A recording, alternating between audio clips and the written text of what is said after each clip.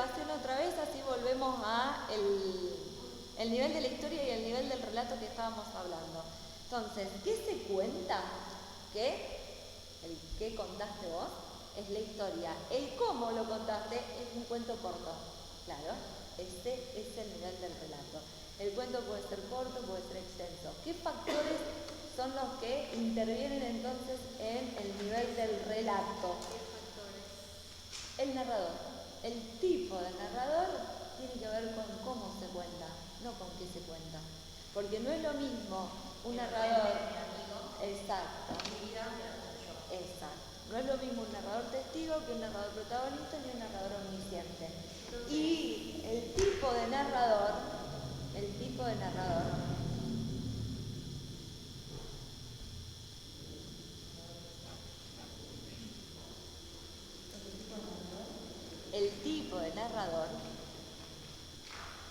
¿Ese es uno de los factores o es el único? Uno de los factores. No, uno de los factores. Ah, por eso. Tipo de narrador. El tiempo puede ser también. Sí, ahí vamos por eso. Va de la mano de la focalización. La focalización tiene que ver con el punto desde el cual se observa un objeto. Este es el objeto. Yo el objeto tengo un punto superior, lo puedo mirar de arriba, de abajo, de la derecha y de la izquierda, en sentido perpendicular. O sea, me cruzo. Exacto. Eso es la focalización. El narrador, según cada tipo de narrador voy a tener un punto de vista. Focalización o punto de vista son sinónimos a la hora de hablar del análisis. Yo puedo decir focalización, perspectiva, punto de vista. Los tres conceptos tienen que ver con la mirada. El narrador omnisciente observa desde afuera y desde arriba, como el que todo lo ve y todo lo sabe. Y habla en tercera persona. El narrador protagonista no puede observar desde afuera, es protagonista de su propia historia. Por lo tanto, tiene un punto de vista, una focalización interna. Y el narrador testigo, el que ve y escucha. ¿Y qué perspectiva tiene el que ve y escucha? Y también lo propio. Sí, subjetivo, el punto de vista. Punto de vista subjetivo e interno, no está fuera de la historia. Claro, el testigo es parte de la historia. Entonces, de los tres narradores clásicos, que son el omnisciente, este tiene una focalización, no participa, pero es un punto de vista externo, porque no es personaje. El omnisciente. Los tres narradores son voces porque son ficcionales. Diferenciamos claramente que el autor es la persona real que escribe y el narrador es la voz ficcional creada por el autor para contar la historia. Es la forma en que elige cómo contar la historia, el narrador. Bien, ahora, protagonista y testigo tienen un punto de vista interno. Pero hay un cuarto narrador que a lo mejor, no sé si lo escucharon mencionar, que se llama equisciente. No.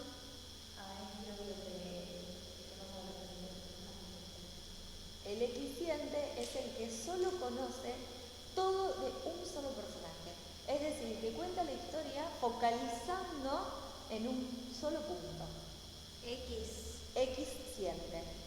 Entonces tenemos narrador omnisciente, testigo, protagonista o equisciente. En este narrador, que es el equisciente, tenemos un efecto particular que se llama estrangulamiento del foco.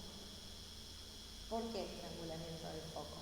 Ustedes piensen en una cámara.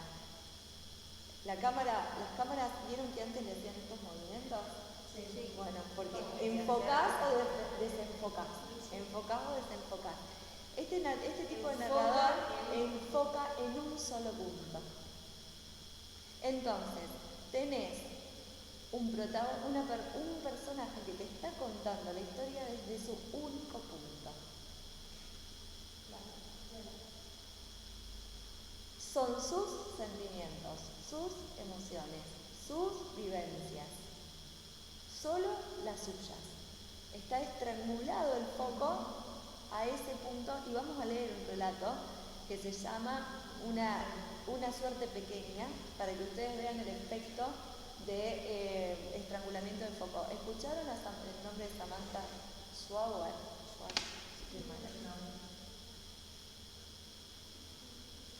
Ya les digo cómo se pronuncia. Este cuento les puedo asegurar que también les va a encantar.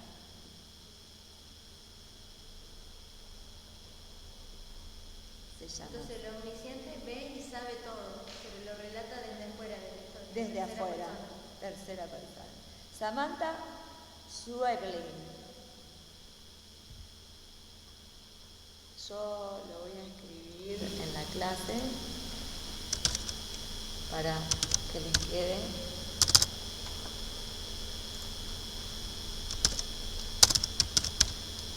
Samantha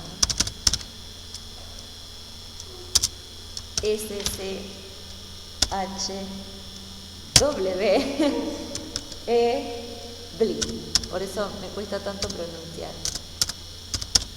Samantha Schweblin. Y el cuento se llama Una suerte pequeña.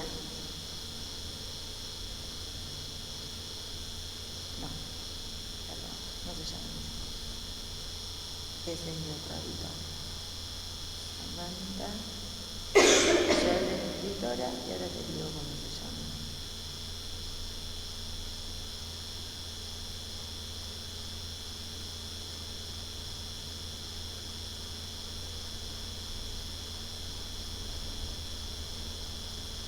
Cuento.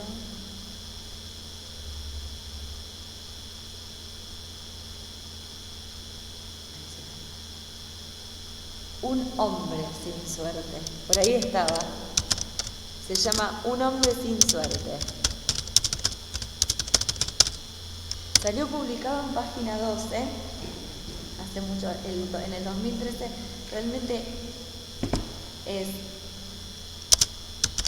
genial. Este cuento lo vamos a leer para ver este efecto que se llama estrangulamiento de foco o narrador eficiente. Bien, vuelvo sobre lo anterior. En el nivel del relato interviene, entonces, el tipo de narrador, porque según el tipo de narrador tengo una manera de observar, es decir, un punto de vista, una perspectiva.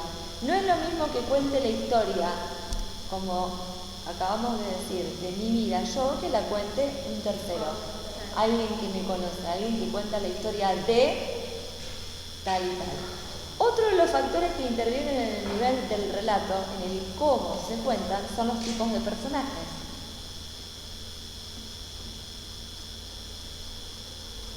Cuando nosotros decimos personajes principales, personajes secundarios, ¿y quiénes son? Estamos hablando del relato. ¿Por qué? Porque vos me decís, no, pará, si el personaje es parte de la historia, sí, pero si yo cuento la historia desde la perspectiva del niño protagonista, estoy poniendo al niño como personaje principal. Pero si la contara un narrador omnisciente, el niño no sería el personaje tal vez principal. O si la historia la cuenta la perspectiva de la madre es el personaje. Entonces, los tipos de personajes también tienen que ver con el nivel del relato, con el cómo se decide contar esta historia y también con el tipo de narrador. Todo va de la mano. Entonces tenemos tipo de narrador, personajes. No, yendo al cuento. No me doy cuenta. Al que leímos, al de Pedro Mairal, bueno, ahí tenés un personaje principal. Él. Porque está contando cómo a él le pasó la vida y todos los demás son personajes secundarios, pero lo podría haber contado la madre en cómo le pasó la vida a los hijos que crecieron tanto y ella no se dio cuenta. Y la historia era la misma. En sí. Entonces cambiaría el personaje principal. Exacto. En sí. Siempre hay personajes principales. Siempre hay personajes principales y personajes secundarios. Focalicemos que todo está contado alrededor de una quinta, del viaje a una quinta. La quinta se la expropia al Estado porque pasa la autopista por arriba. La madre hubiese podido contar la misma historia de la expropiación de la quinta, pero desde sus emociones. La historia de la expropiación de la quinta hubiese aparecido en los dos cuentos, pero los relatos son totalmente diferentes. ¿Vieron alguna vez una película? Hay 1 millón de películas en las que se cuenta lo mismo desde... Yo vi una de dibujito con mi hermana de Caperucita Roja, donde el lobo contaba su historia, y Caperucita la abuela bueno, está muy buena esa canción. Bueno. Porque hay cosas que se entienden cuando pasas por toda la película, te das cuenta de algo que pasó ahí en el misterio, entre qué pasado y al ver toda la historia te das cuenta. Hay una película que se llama Punto de Vista, que justamente está hecha para que el espectador vea el mismo hecho desde diferentes puntos de vista. Había una serie el año pasado que yo la miré y la recomendé justamente porque era genial. Cada capítulo había un punto de vista diferente del mismo hecho. Del mismo hecho. Yo se las voy a buscar porque las vi en Netflix. A ver, me acordar. Bueno, entonces, el tipo de narrador es parte del relato. Cada capítulo es un punto de vista diferente. Y sí.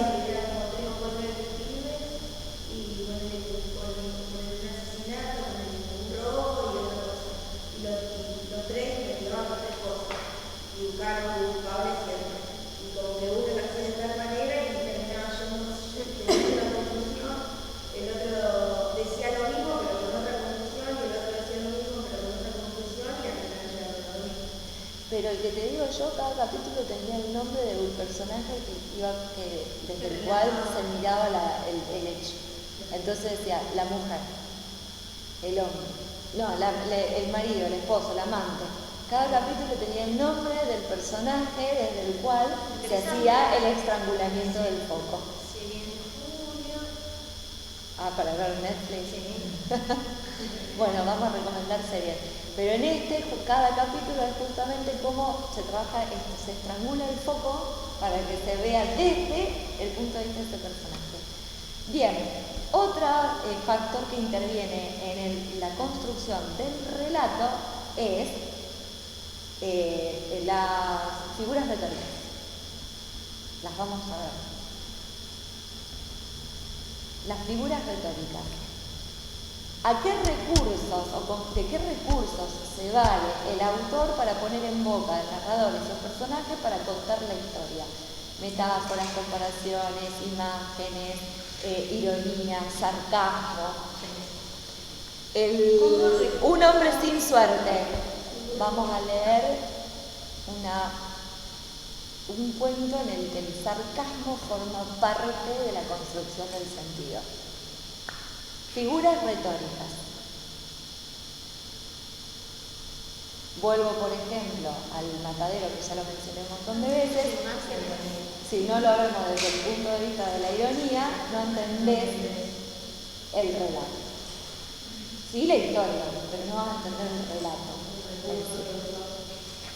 Figuras retóricas. Entonces, tipo de narrador, focalización, tipo de personaje, figuras retóricas forman parte del nivel del relato, es decir, de cómo se cuenta.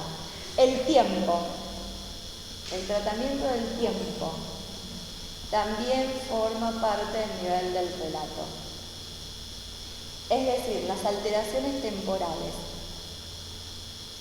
que se llaman, esto no se hagan problema, que lo vamos a ver punto por punto, prolepsis o analepsis, es decir, ir hacia el futuro o ir hacia el pasado.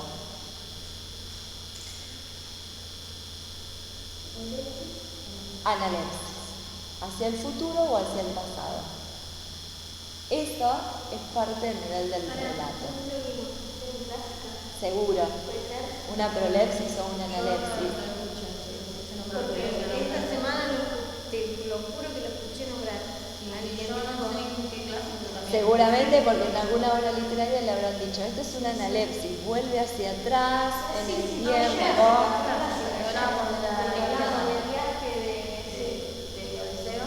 Que después contaba, digamos, un tiempo de la historia, volvía atrás, volvía de los hechos para retomar lo que estaba sucediendo. Analepsis. Muy bien, eso es. pueden volver hacia atrás o ir hacia atrás en el tiempo para retomarlo en un tiempo presente. Todo relato parte de un tiempo presente, el presente del relato, que se llama en los estudios del lenguaje el presente de la enunciación. Siempre se parte de un presente del relato.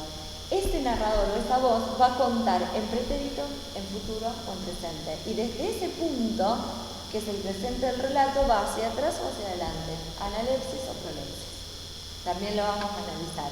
Eso tiene que ver con el nivel del relato, no con el nivel de la historia. Y otro punto, la intertextualidad. Ilíada y Odisea. Están relacionadas, se mencionan entre sí. Pero hay dos historias diferentes. Entonces, intertextualidad es... La intertextualidad es cuando se trae otro texto al texto mismo. Cuando, por ejemplo, dentro de un texto, yo estoy leyendo un texto y aparece de manera explícita o implícita el nombre de otro texto, o una parte de otro texto, o una cita, un fragmento. Exacto. Eso es una cita directa. Si nosotros decimos, por ejemplo, es muy común en los textos académicos.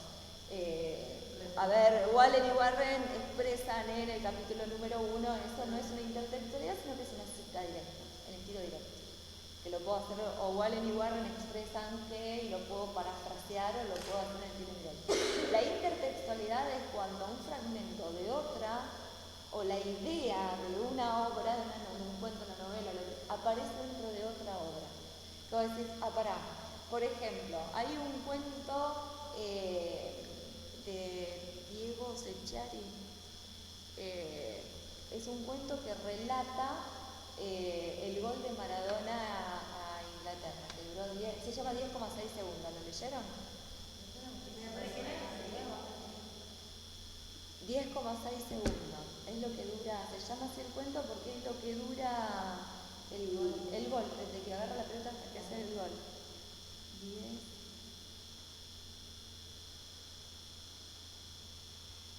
Lo voy a buscar con palabras. 6 segundos. Es un cuento. El momento que... Hernán Cassiari. En una parte de este cuento, Hernán Cassiari hace una clara intertextualidad a Borges. Cuando empieza a decir, vi mi vida pasar por eso, vi mi instante, vi. Ese vi es el Aleph de Borges. Claramente. Obviamente que para poder identificar que viene intertextualidad, tenés que haber leído Claramente, antes a Borges y al Aleph de Borges. Pero claro, porque no se dice, por ejemplo, como dijo Borges. No. Es como... Directamente se lo toma. Lo abrí el... Como que se lo apropia. ¿Lo escucharon alguna vez narrar? Porque él hace mucho video de sus historias. Es muy interesante para ver el nivel de la historia y el nivel del relato, escucharlo a Cassiari. ¿Lo escucharon alguna vez? No conozco. ¿No? Bueno, piérdanse, él cuenta historia, cómo cuenta las historias, porque no es en sí la historia lo que tiene, o lo que vos resaltarías como, no sabes la historia que contó, es el cómo cuenta esa historia. Hay historias muy simples. Volvemos a Pedro Páramo, un hijo que va a buscar la reclamar al padre, contadas de una manera muy magnífica, o hay historias muy buenas contadas muy mal. Entonces, el cómo se lo cuenta es muy importante. Escúchenlo a Cassiari. Yo ahora voy a buscar el texto, en YouTube. Lo voy a buscar en PDF para leerles específicamente esa intertextualidad. Capaz que no esté. Pero yo lo tengo.